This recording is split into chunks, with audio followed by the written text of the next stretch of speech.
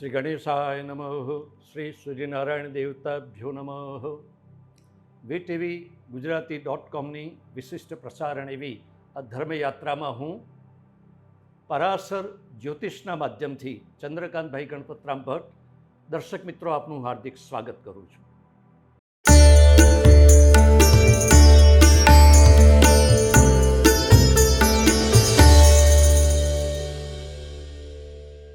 આ ચેનલમાં ઘણી બધી વિવિધ બાબતોને મારા પહેલાં પણ ઘણા બધા વિદ્વાન જે કે વક્તાઓ કહેવાય, ખૂબ સારા જ્ઞાતાઓ કહેવાય એવા ભૂદેવોએ ઘણા બધા એપિસોડ્સમાં ઘણું બધું કહ્યું છે.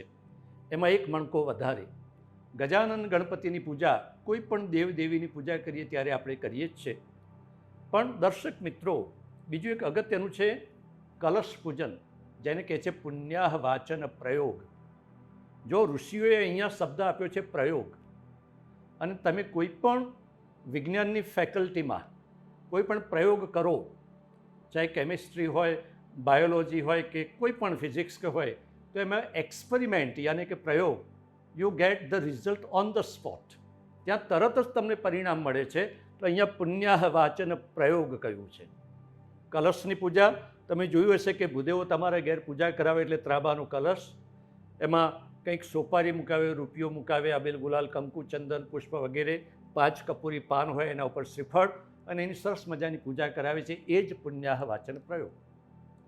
ગામડામાં જ્યારે કોઈ મંદિરની પ્રતિષ્ઠા થતી હોય ત્યારે ઘણી બધી બહેનો નદી કિનારે, હવે તો નદી ભૂલાઈ ગઈ છે, પણ નજીકમાં સરોવર હોય, તળાવ હોય, ત્યાં કાંઠે જઈને સરસ મજાના ઘડા કે માટલીના મોરિયા ત્યાં ભૂદેવ પૂજા કરાવે અને પછી પાણી ભરીને લાવે.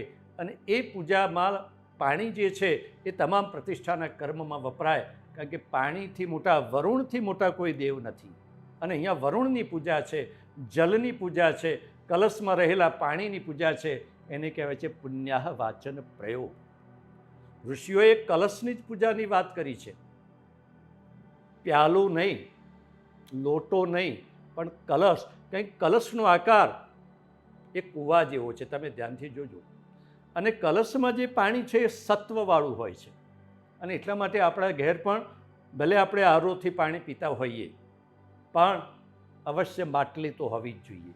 એ માટલીમાં રહેલું પાણી એ જ તમને જીવન આપે, એ જ સત્વ આપે, એ જ પુણ્ય આવે.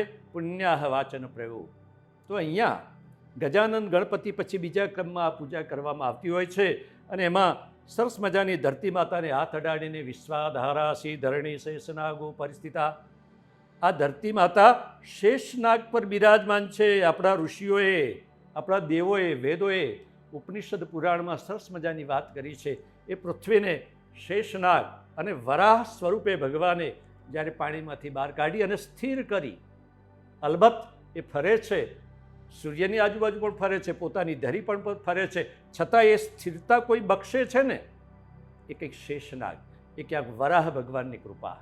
તો એ ધરતી માતાને સ્પર્શ કરીને અને એમાં નીચે કંઈક આસન આપીને, અક્ષત, જેની કોઈ ક્ષતિ નથી, તે ચોખાનું આસન આપીને કલશને મૂકવામાં આવે છે. અને કલશનું આવાહન કરવામાં આવે છે. એની અંદર પાણી ભરવામાં આવે છે, એમાં જલનું આવાહન કરવામાં આવે છે, જલ દેવતાની પૂજા કરવામાં આવે છે. અને એમાં કહ્યું છે કે જુદી જુદી વસ્તુઓ નાખવી. શિખંડમ ચંદનમ દિવ્યમ ગંધાડમ સુમનોહરમ, એમાં કંકુના છાંટા, ચંદનના છાંટા, ચોખા, વિવિધ પુષ્પ મૂકવું.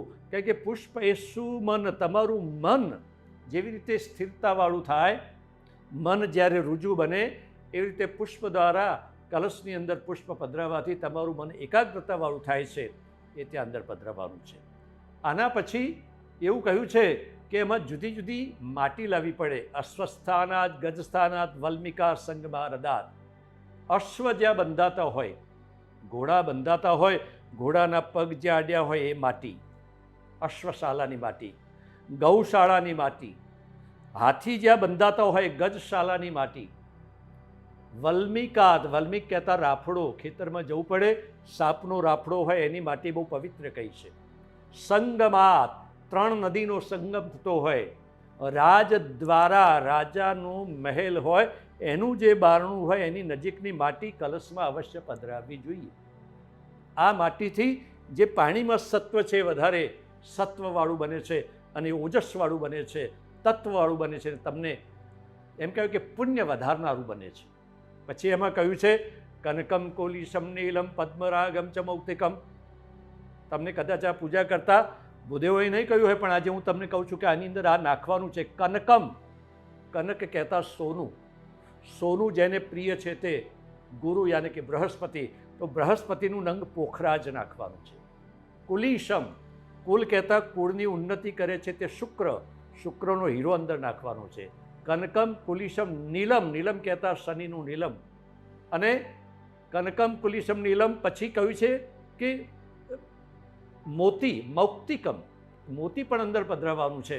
અને ભગવાન સૂર્યનારાયણ જે પ્રિય છે તે એમનું પોતાનું માણેક પણ પધરાવવાનું છે. આ 5 રત્ન અંદર પધરાવવા પડે. સાચું રત્ન તમે લેવા જાઓ ને તો એક રત્ન 50,000થી ઓછું ના આવે. પણ આપણે મનથી ભાવનાત્મક, તમે ખાલી આંગળી અડાડીને એમ બોલો છો કે કનકમ કોલિશમ નીલમ, પણ મનનો ભાવ કરો, કારણ કે ભગવાન ભાવના ભૂખ્યા છે કે પ્રભુ હું આ તમને અર્પણ કરી રહ્યો છું. એના પછી કહ્યું છે આપણે એક રૂપિયાનો સિક્કો અંદર નાખીએ છીએ કે 5 રૂપિયાનો સિક્કો કે 10 રૂપિયાનો ના. હિરણ્ય ગર્ભસ્તમ હેમ બીજમ વિભાવસો, સોનાના 5 સિક્કા પધરાવાના છે. અને આના પરથી એક જે કહેવાય ને કે પાણીની થેરાપી આવી. એવું કહેવાય કે તમારી માટલીની અંદર તમે જે ઘરમાં પાણી પીવો છો એ માટલીમાં એક નાનો સોનાનો સિક્કો, કદાચ સોનાનો સિક્કો નાખો તો 1 ગ્રામનો પણ સિક્કો અંદર નાખી મૂકો, 5 ગ્રામનો કે 10 ગ્રામનો એક ચાંદીનો એક અંદર સિક્કો નાખી રાખો, તો ચાંદી અને સુવર્ણને સ્પર્શ થયેલું પાણી એ ઔષધ બને છે, તમારા માટે દવાનું કામ કરે છે, તમને આરોગ્ય આપે છે, ઐશ્વર્ય આપે છે અને તમારી મનની ચેતનાઓને ઉર્ધ્વગામી તરફ બનાવે છે. એટલે આ થેરાપી છે. એ કહ્યું છે ને આ કરવાનું કહ્યું છે. એનાથી તમારું ગુરુનું, સૂર્યનું, ચંદ્રનું, અને સૂર્ય, ચંદ્ર અને ગુરુ આ 3 મહાન ગ્રહ કયા છે, 9 ગ્રહોના જે કહેવાય ને અધિપતિ કહેવાય, એમનું પ્રતિનિધિત્વ કરી શકે એવા 3 ગ્રહો જ્યારે તમારી કુંડળીમાં પાવરફુલ બને આ 3 ધાતુઓથી, અને એટલા માટે 3 ધાતુઓ અંદર નાખવી. એ પછી સોનું છે, ચાંદી છે અને ત્રાંબુ, અને એનું જે યુક્ત પાણી બન્યું છે એ પાણી તમારું સત્વવાળું બને છે. તો અહીંયા પણ સુવર્ણનો એક સિક્કો નાખવાનો કહ્યો છે. ભલે તમે આપણો રૂપિયો નાખો, પણ ભાવના કરો કે હું સોનાનો સિક્કો નાખી રહ્યો છું.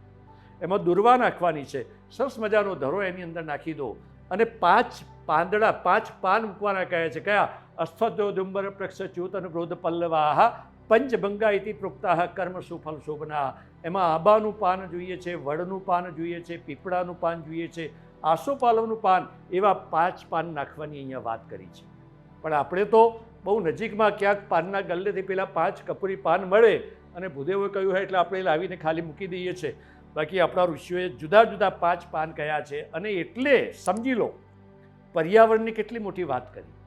આપણા ઋષિઓએ ધ્યાન રાખ્યું કે તમે આટલા પાંદડા ક્યારે લઈ શકો, તમે આંબાનું, વડનું, પીપળાનું, આસોપાલવનું એ તમારા ઘરની નજીક હોવું જોઈએ. અને આ વૃક્ષો જો તમારા ઘરની નજીક હોય ને તો તમે જે વરસાદની વાત કરો છો, વરસાદ નથી પડતો કે આ ટેમ્પરેચર, આ ભયંકર આપણે ગરમી અનુભવી, આ ગરમી ન અનુભવાય. 50 વર્ષ પહેલાં જે ગામડે આંબાના, વડના, પીપળાના જે ઝાડ હતા, લીમડાના કે વખડો જેને આપણે કહીએ, બરગદ, આ બધા વૃક્ષો આંબલીને બધા જતા રહ્યા. તમે કોઈ વાર ગામડામાં જજો, આ વૃક્ષો જોવા પણ નહીં મળે. એટલે પર્યાવરણની જાળવણી એ પણ આ કલશની પૂજામાં આવી ગઈ. આવી રીતનું સરસ કરીને 5 પાન મૂકીને નાળાછડી બાંધીને ઉપર શ્રીફળ મૂકવાનું છે. અને શ્રીફળ મૂક્યા પછી એની પૂજા કરવાની છે, એની પ્રતિષ્ઠા કરવાની છે. અને સરસ મજાની પુષ્પથી, પુષ્પમાલાથી અને પંચોપચાર કે ષોડશોપચાર જે થાય તમે પૂજા તમે કરી શકો. અને આટલું કર્યા પછી પણ પુણ્યના વધારો કરવા માટે બીજા 5 દેવોની પૂજા કરવાની છે. કયા? સૌથી પહેલાં માતૃદેવો ભવ, માતાના આશીર્વાદ મળે ત્યારે પુણ્ય વધે એમ કહીને 2 ચોખા. પિતાના આશીર્વાદ માટે આચાર્ય, અતિથિ કહેતા મહેમાન, અને પછી બધા દેવો. આવી રીતનું એમાં આવાહન, પૂજન, અર્ચનાને કરીને અને એને પછી કમળની જેમ આવી રીતનું કલશ પોતાના હાથમાં લઈને અહીંયા આજ્ઞા ચક્ર છે ત્યાં કલશને અહીંયા સ્પર્શ કરવો અંગૂઠાથી. અને એ વખતે ભૂદેવો મંત્ર બોલશે, દીર્ઘાનાગા નદ્યાગી શ્રી વિષ્ણુપદાની ચ તેનાયુઃ પ્રમાણેન પુણ્ય પુણ્યાહમ દીર્ઘમાયુરસ્તુ. નાગ કહેતા સર્પનું લાંબુ આયુષ્ય છે, પર્વતનું લાંબુ આયુષ્ય છે, નદીનું લાંબુ આયુષ્ય, અને ભગવાનના પગ આટલાનું લાંબુ આયુષ્યવાળું મને આયુષ્ય પ્રાપ્ત થાય, યશ મળે, કીર્તિ મળે. આ છે પુણ્ય વધારવા માટેનો પ્રયોગ. તમે કોઈ પણ યજ્ઞ, હવન, પૂજા, પ્રતિષ્ઠા, જપ તપ કરો, એમાં કલશની પૂજા એ ફરજિયાત છે. અને કલશની પૂજા કરો ત્યારે જ તમારા પુણ્યનો વધારો થાય. ચાહે નવરાત્રિ હોય, સત્યનારાયણની કથા હોય, કે ધનતેરસે તમે ધન ધોવો અને કે ધનની પૂજા કરતા હોય, કે ગણેશ ચતુર્થીએ ગણપતિનું સ્થાપન કરતા હો, કે જન્માષ્ટમીએ ભગવાન કૃષ્ણની પૂજા કરતા હોય, કે ઋષિ પંચમીએ બહેનો ઋષિઓની પૂજા કરતા હોય, આ કલશની પૂજા એ ફરજિયાત છે. પુણ્યાહ વાચન. આટલી પૂજા તમે કરશો તો તમારા જીવનમાં પુણ્યનો વધારો થશે. આ કલશની પૂજા કર્યા પછી આશીર્વાદ લઈને એ કલશને ઈશાન ખૂણામાં, અને રુદ્ર કલશ કહેવાય છે, મહાદેવજી સાથે આનો સંપર્ક છે. અને તમે જે સામે બેઠા છો એમાં તમારો ડાબો હાથ જ્યાં ખૂણામાં જાય એ ઈશાન ખૂણો કહેવાય. ત્યાં આગળ એનું સ્થાપન કરો. છેક પૂજા પૂરી થાય ત્યાં સુધી એને ત્યાં રાખો. અને એના પછી એ પાણીનો તમારા ઉપર અભિષેક કરે. અને એમાંથી જે તમને, તમારા પરિવારને, કુટુંબને, તમારી વ્યવસાય ભૂમિને, તમારી ઘરની ભૂમિને જે સત્વ મળશે એવું સત્વ બીજે ક્યાંય નહીં મળે. આ છે પુણ્યાહ વાચન પ્રયોગ. આમ VTV ગુજરાતી માધ્યમથી આ ધર્મયાત્રાના સંદર્ભમાં ઘણી બધી આવી વિશેષ વાતો લઈને અહીંયા તમને મળતા રહીશું, રજૂઆત કરતા રહીશું. અસ્તુ. જય ગણેશ, જય સૂર્યનારાયણ.